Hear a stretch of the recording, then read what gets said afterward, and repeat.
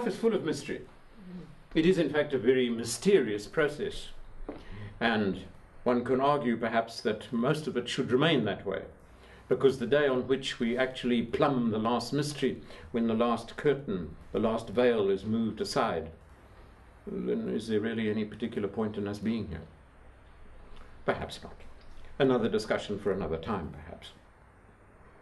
One of the great mysteries, and it's one that confounds us and confronts us literally every second, certainly every minute of the day, is why are there such things as men and women? Why do we have this difference of the sexes? What for?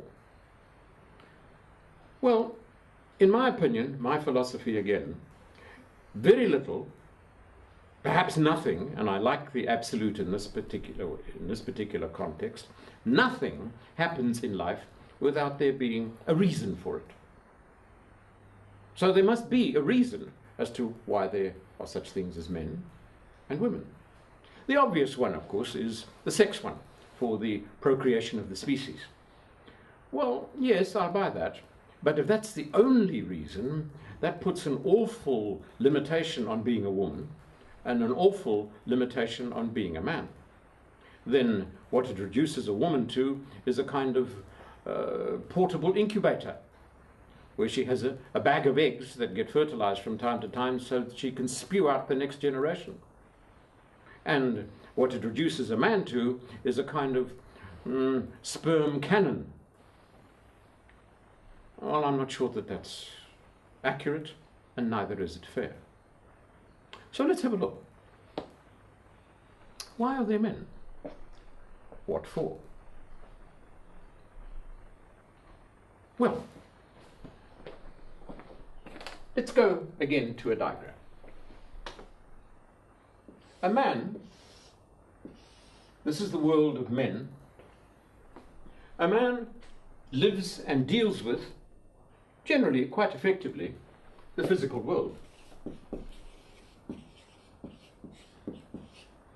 It's one of the reasons why men have bigger muscles.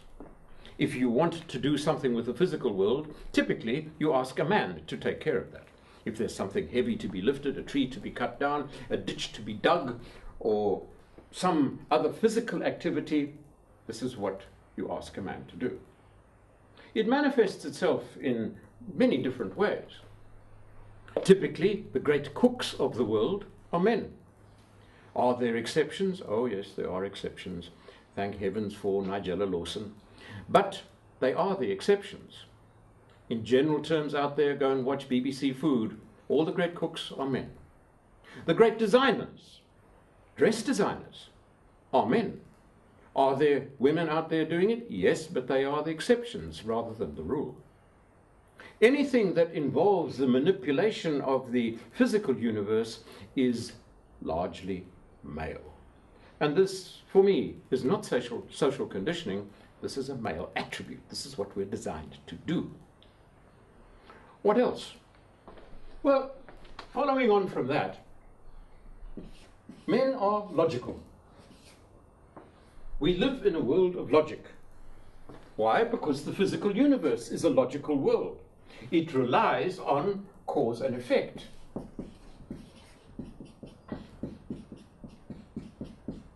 It is not for nothing that typically, and this is a little controversial, typically the realm of discipline for our children is a male thing. It is changing, and I'm not sure that it's altogether working at this particular point in time, but until quite recently, a truth would have been, wait until your father gets home, and then we'll see. It was Dad who typically handled the realm of discipline. The physical world is a realm of sense, where things make sense. It is also a world of reason,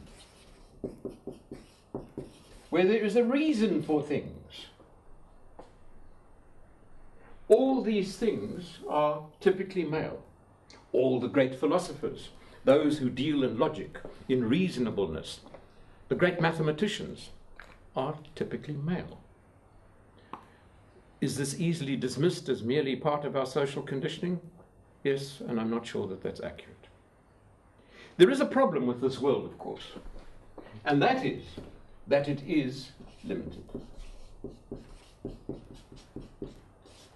Logic, reason, cause and effect, sense can only be applied to that which is known. And the known world, by definition, is limited. The universe is vast, huge, but it is limited. It can be measured, and according to the latest science of things, it can even be weighed. So now, where do women fit in? Well, now, let's have a look.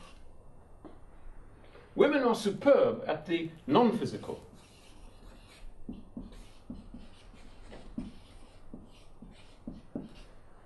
They have a way of getting around things in a totally non-physical way. They are superb with the illogical, with things that from a male point of view simply don't make any sense.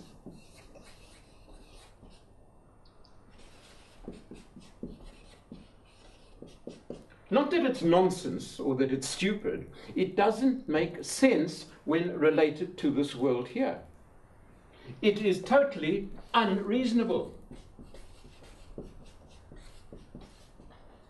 And there's probably not a man out there listening to me who has not come across a group of women talking together, and after 2 minutes, because you've got 5 conversations all going on at the same time, and every woman knowing exactly what's going on, the man looks at this and says, "Ah!" and retreats hastily to find a beer.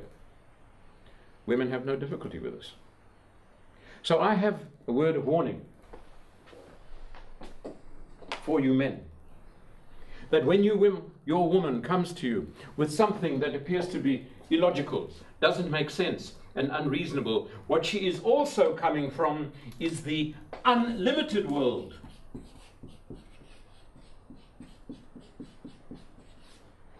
That steps outside the box. So pay very careful attention indeed. When your woman comes out of this area here, she has something to tell you, and it's going to stretch you. What it calls upon from both of us, and this is one of the skills that sadly we are not given, is that men need to learn how to listen, and you ladies need to learn how to talk. Men hear differently, women talk differently, and these are skills which you can learn in the work that I do.